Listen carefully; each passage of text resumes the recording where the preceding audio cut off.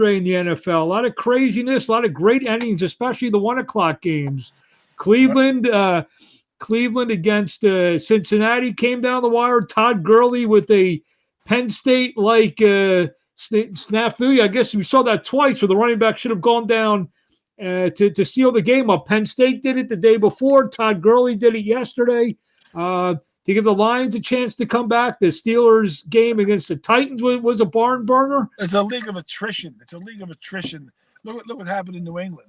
Who'd have thought the Patriots are going to be basically, other than the Jets, one of the worst teams in the league? And all of a sudden, Tom Brady's a little bit more valuable than people think. That's the biggest travesty. They benched Cam. Belichick sat him. He didn't just say, "Oh."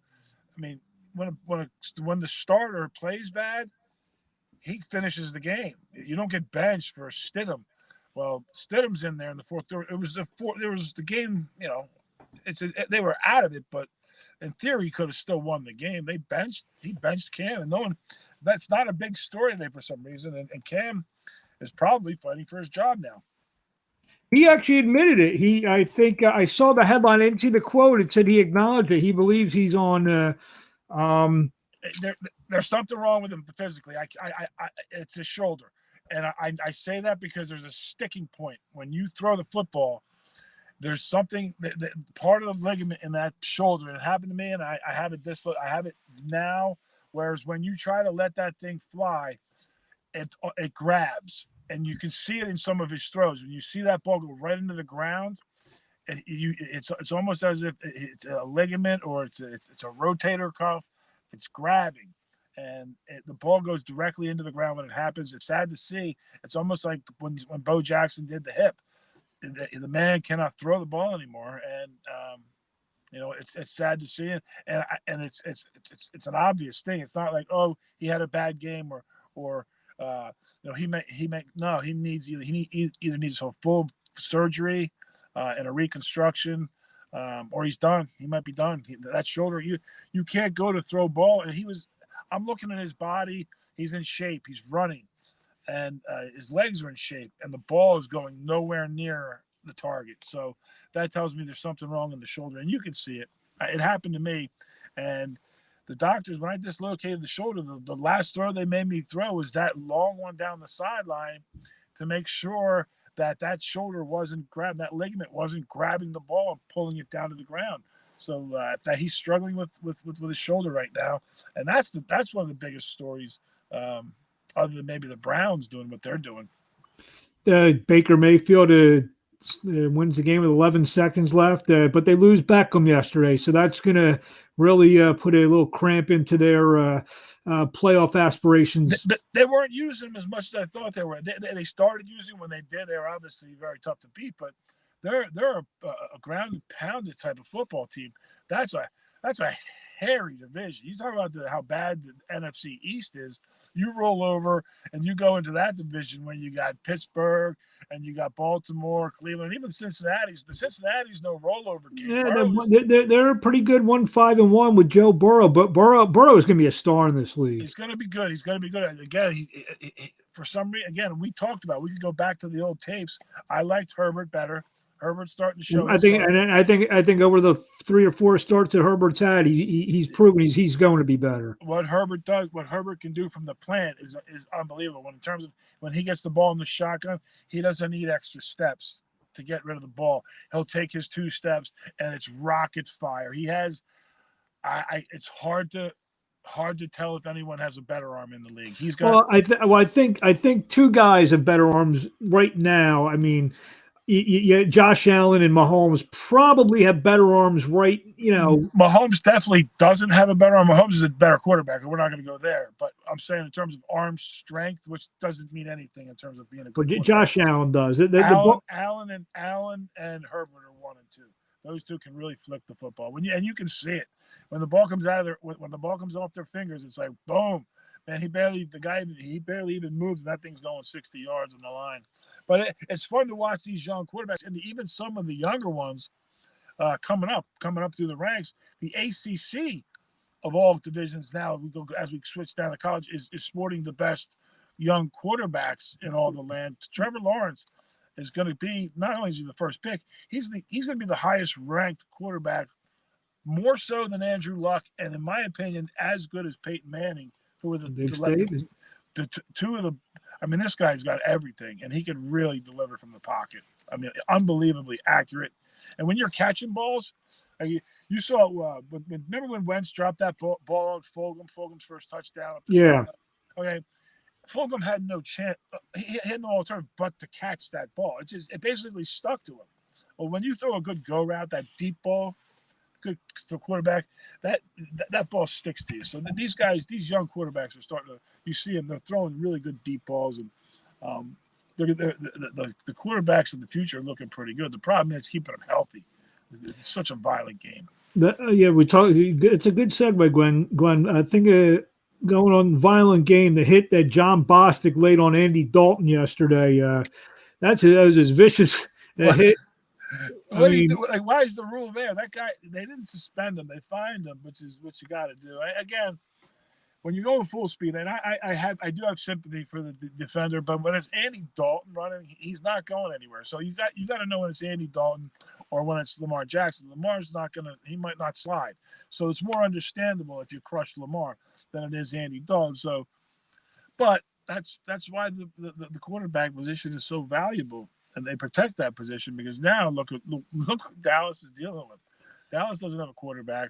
You're not a believer in Ben DiNucci? I mean, it's across the league too. If the first guy goes down, you're dealing with teams. I think there are some teams that are okay at the backup position. Those are the teams that'll be there in the end. The teams that are smart enough to value the backup position. Look at the perfect example. My buddy Frank Reich. He's got the bye week. He's got a quarterback, and Jacoby Brissett's not a world beater, but he's a real good backup though. He can handle this. He can handle the squad. So, and even in New Orleans, Breeze goes down. You're gonna have. It used to be Teddy. Now you got what's his name? Taysom Hill can handle it. Well, Jameis Winston. Yeah, and so you got guys. The smartest teams have guys that can handle the team for a week or two should the starter go down. Miami's dangerous now. Miami's dangerous with Fitzmagic and Tua. Well, I know when we do these chats, you're always messaging me, hey, let's talk about some 1980s professional wrestling. Oh, my God. So here we're going to segue into this. Should the Philadelphia Eagles be more concerned on Sunday night for Ben DiNucci or Dominic DiNucci? Dominic, I would try to find Dominic DiNucci maybe to play some offensive line. Bruno Sammartino might be out there for he passed away. That's not. Oh, Bruno's dead. Oh, yeah, a couple of years ago. That's a shame. But speaking of the Dallas Cowboys, I mean, if I would have told you they'd be 2-5, first horribly on defense. Now the last 2 weeks, nothing on offense. I think they scored 13 points over the last two games. If I would have told you that with Lamb and Ezekiel Elliott and Amari Cooper and Gallup, what is going on there? First, it was the defense. It's still the defense. What the heck is going on in there? Mike McCarthy, he's already, should be looking around to see who's going to take over for him in the next few games, I think. Once you decide to work for Jerry Jones, your job is on the line the minute you coach one game. So you know that when you do that, that's such a weak division. 5-6 games could win the East, but they're all in it. They're all in it, and then people panic. Especially people here in Philly are panicking. I called Wentz out the one. He was being dumb. He's throwing the ball for grabs. I call him Dumberjack. You get all kinds of heat. They were calling in after that interview. I called Carson Wentz the Dumberjack because he'll escape 9 guys, and he's a strong guy. Break tackles and then throw the ball up for grabs down the middle of the field and it gets picked off. It's stupid. He's since gotten better, so the team's getting better. They won a game. The Eagles are the best team in the East. If they win on Sunday night, they're going to take control of the division. No, I like the Eagles to win the East. But it's 6-9-1 host a playoff game probably. The problem with all these teams, you think you can just go out and draft wide receivers and quarterbacks and running backs and not draft offensive and defensive linemen, which is crazy. Like the Eagles did. The Eagles did the same thing. They went out and drafted Jalen Reagor. Well, guess what? Jalen Reagor hasn't played a game, And you got to have you need tackles and guards. The Eagles have none. The Eagles are just which goes back to the old Howie Roseman argument, which I'm the first one to jump on his head every time one of their draft picks either doesn't play, is hurt, or doesn't show up, or they cut him. But it's an up for grabs. The Eagles are in such a great position. The way this COVID season's busted out, this is preseason. It's ready, set, go. Hope that you get Lane back. I love what Mailata's doing, man. The left tackle, he's one of the biggest humans on the planet with some great feet. So I'm optimistic for what's going on in Philadelphia. I got some heat. The funny thing was when I called them the Lumberjack, people started quoting my lifetime stats. Like I was like 6.4 rating lifetime in the NFL, no wins, everything. So yeah, but you know what? Most of the commentators aren't Hall of Famers either. So I mean, I know. And those guys get, they get, you see guys like Mel Kiper and Todd McShay, they're allegedly know-it-alls, and they don't take heat from when they get stuff wrong or say something. No, and you could actually we should pull some of our old clips, because I was preseason, going pre-COVID, pre-NFL.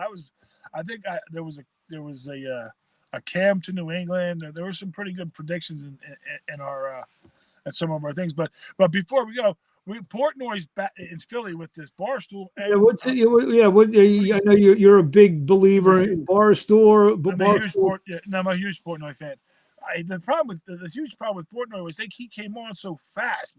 When we were doing our cheesesteak reviews back in the day, that was before the internet. There was a time when it went by, and then all of a sudden Portnoy's got Barstool, and he's huge, and he's doing the cheesesteak real quick with the cheesesteak review. When you take that cheesesteak, that thing you gotta be able to close the roll, Dave. Close the roll. If they overstuff it, you can only eat one, and that's that you're wasting. So go to Pat's. I'm not saying it's the best. No, he was told by his people that's the tourist. Don't go there. No, I know that, but You should go there to set your bar. Go to Pat's, go to Pat's, set the bar. Whether it's Pat's, there's some everyone's saying screaming Jim's. Jim's is too much steak in Jim's too, but go with your beliefs. Go with that sandwich where you can eat two of them. I always say that the true Philly cheesesteak whiz wit. I like it. With the cheese whiz with the onions, but you got to be able to eat two of them. If it's jammed with 10 pounds of steak, it's too much. Take deductions. Get it out. It's got to be able to eat two. Go to Pat's. They do it pretty well. I'm not saying it's the best steak, but go to Pat's. That's your baseline. But peace out, people.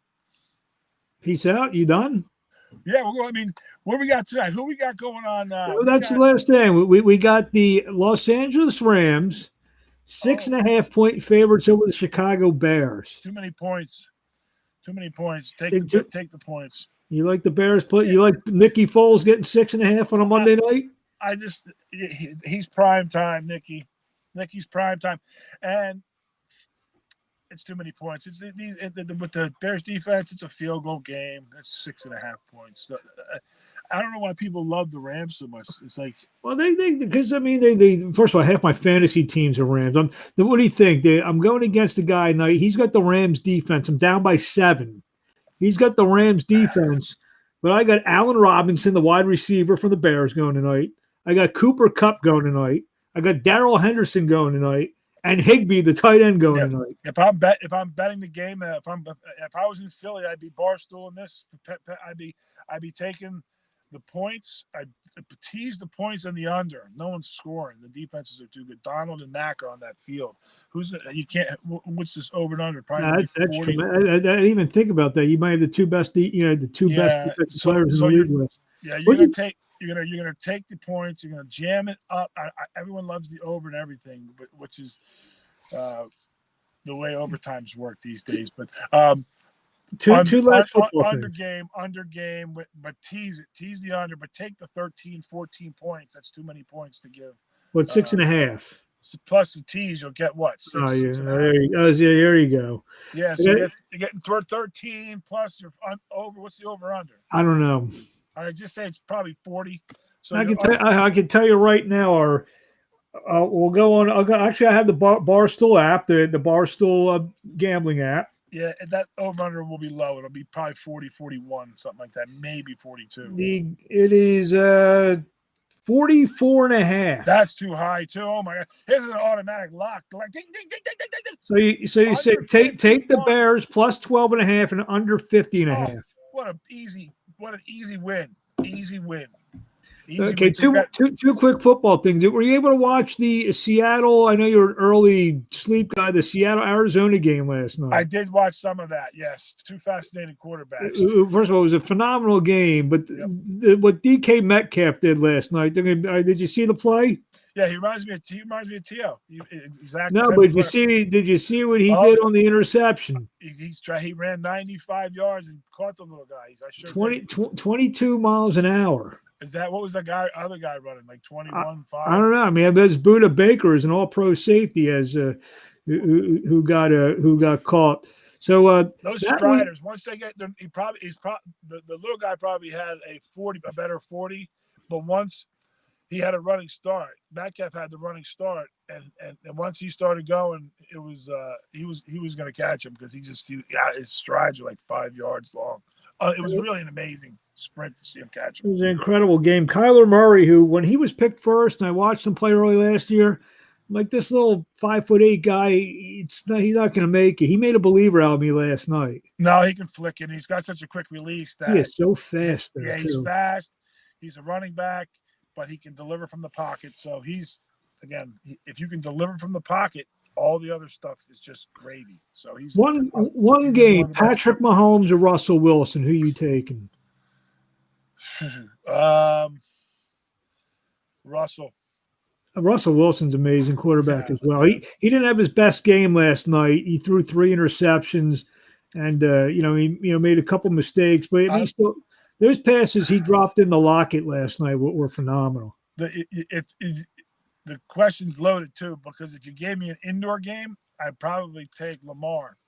But if you get late in the season, this is Lamar's downfall. When you get late in the season and you got to play Pittsburgh in January, and you got to go to Cleveland in January, Cincinnati, and you got to play outdoors, and these defenses keep him in the pocket, he has trouble delivering because his mechanics are not the great. Eagles showed that he didn't play his best against. He made some nice runs against the Eagles, but he didn't light the sky up. No, you're not gonna.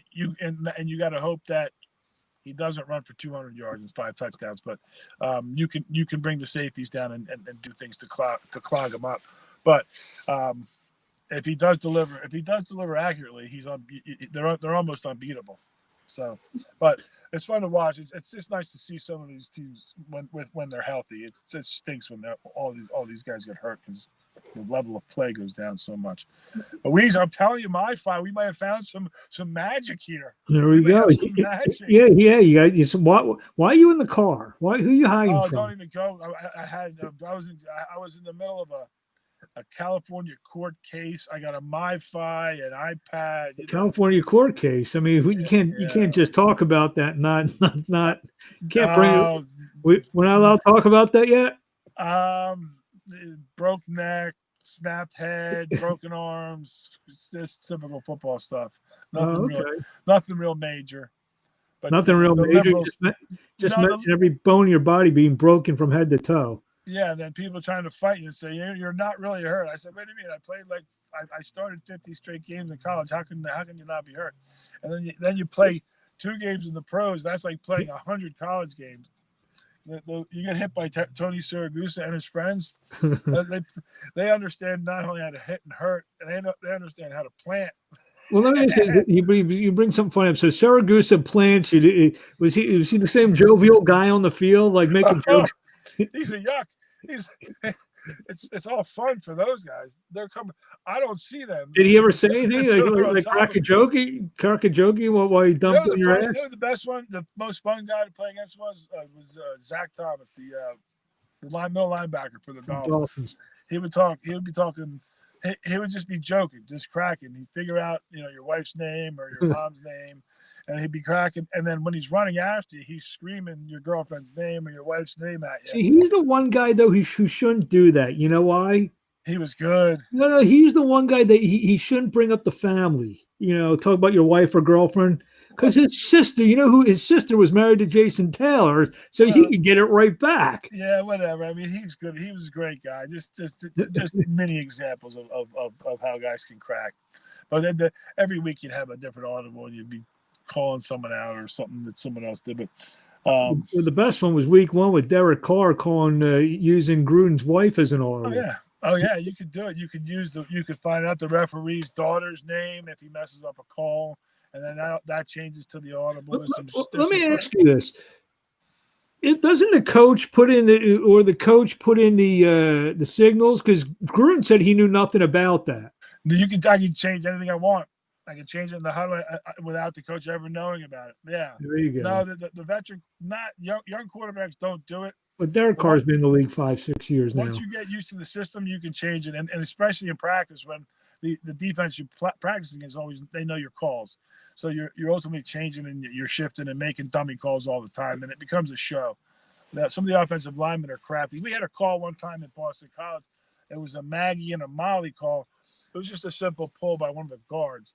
And the guy, he changed it from Maggie to and now we're in Boston. So I'm in the middle of calling my kids. So, hey, Blue 22.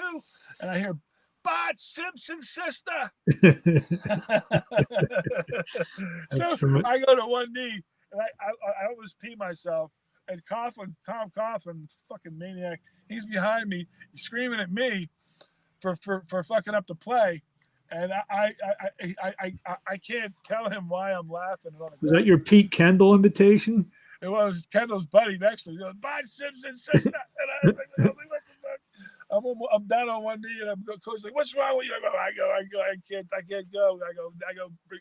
I go, bring in Ryan, who was my backup at the time. I go, bring in Ryan. I'm down. Well, there you got it, Glenn. Monday night, I don't know who you're hiding from, but no, it's getting dark in my car from the California courts to picking the Monday night football game. So hold on.